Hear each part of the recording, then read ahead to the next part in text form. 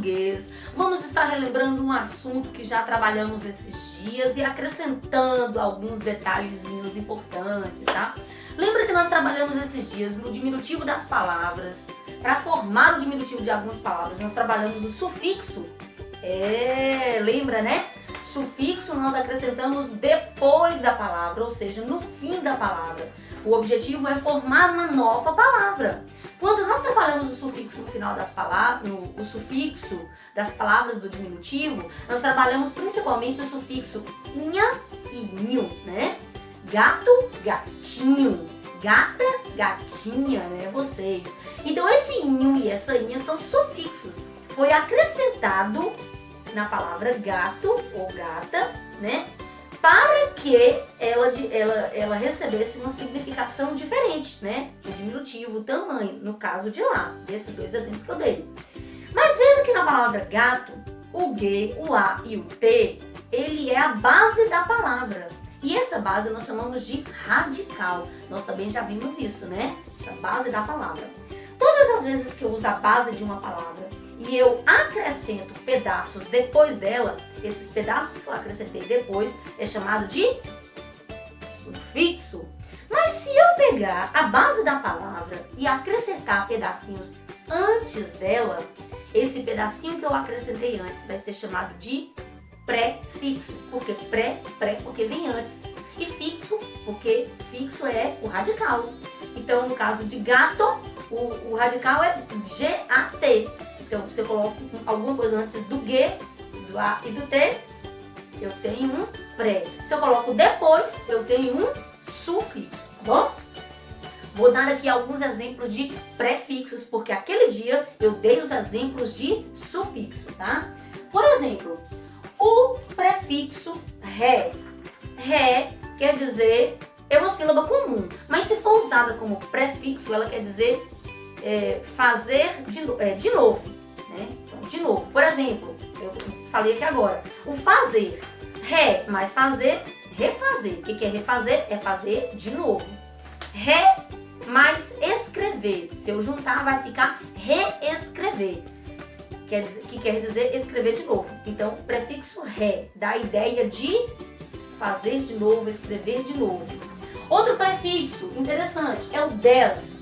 Des é deixar de. Por exemplo, desfazer, deixar de fazer. Desmontar, deixar de montar. Desobedecer, deixar de obedecer. Tá? Não faça isso. Outros exemplos de prefixos bem conhecidos. De imaturo, quer dizer, alguém que não é maturo, não tem maturidade. Com M, impossível, que nós usamos perto do P e do B. Impossível, algo que não seja possível. Com N, nós usamos antes de qualquer consoante que não seja P e M, P e B. Então, invisível. Então, esses prefixos aqui podem ser acrescentados antes da palavra e mudam o sentido da palavra. O seu livro dá o exemplo do prefixo multi, né? Multi dá a ideia de muito. Então, multimídia, multinacional, multicanal, multicolorido, né? Dá a ideia de muitos. Então, eu espero que você tenha entendido a noção do prefixo. Pré-fixo antes do radical, que é fixo. Sufixo depois do radical, tá bom? Vamos continuar agora com um outro assuntinho bem interessante, que é S e Z, ortografia. Muito bem, galerinha, agora nós vamos falar sobre a ortografia dessas duas letrinhas aqui, tá? A letra S e a letra Z, a letra Z e a letra S e a letra Z. Bora, porque é sério, vamos estudar.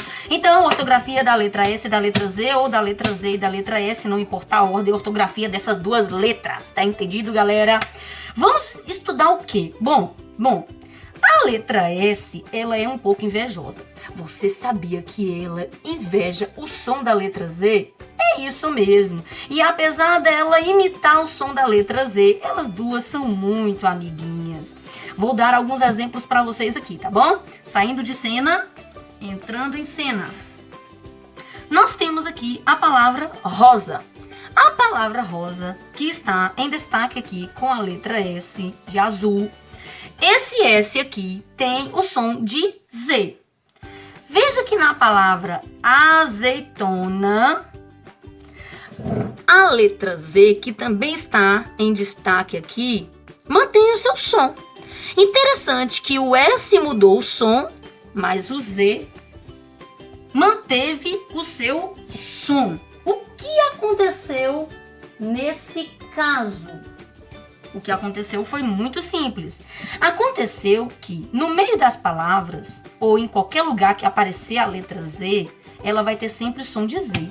Mas a letra S, no meio de palavras, se ela aparecer sozinha no meio de duas vogais, ó, vogal O e vogal A, se ela aparecer sozinha lá no meio da vogal, ela vai ter o som de Z. Entendeu? O S no meio de duas vogais tem o som de Z, tem o som do seu amigo Z. Vou repetir, o S no meio de duas vogais tem o som de Z. É uma regra da língua portuguesa.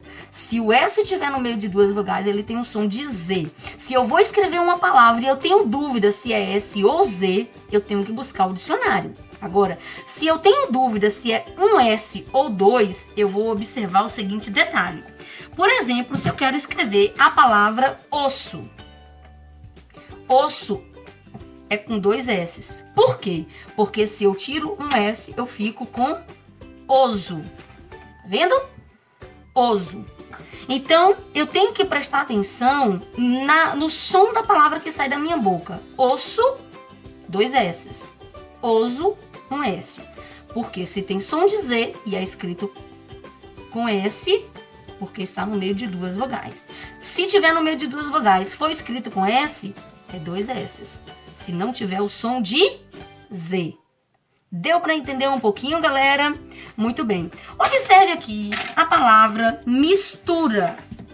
Na palavra mistura, tá vendo aqui? O S não tem o som de Z. Por que que o S não tem o som de Z aqui? Porque ele não está no meio de duas vogais. Ele está no final de uma sílaba. Mistura. E quando o S aparece no final, quando a letrinha S aparece no final de uma sílaba, ele sempre terá o som de S, tá? Ele vai manter o seu som e não vai imitar o som de Z, como a palavra rosa, né? Como na palavra rosa. S no final de sílaba, som de S. S entre duas vogais, som de Z. Essa é a nossa ortografia de hoje. E a letrinha Z, se ela estiver no final de uma sílaba, ela não muda o seu som. Quer um exemplo? Vou tentar formar aqui. Raiz. Raiz. Veja, nós temos aqui duas sílabas. O Z está no final de uma delas.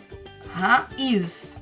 Não tem som de S, mantém o som de Z. Então o Z não altera o seu som, mas o S altera o seu som se estiver no meio de duas vogais. Espero que vocês tenham gostado. Vamos praticar essa ortografia que já é conhecida por vocês com a atividade do livro que nós vamos fazer agora.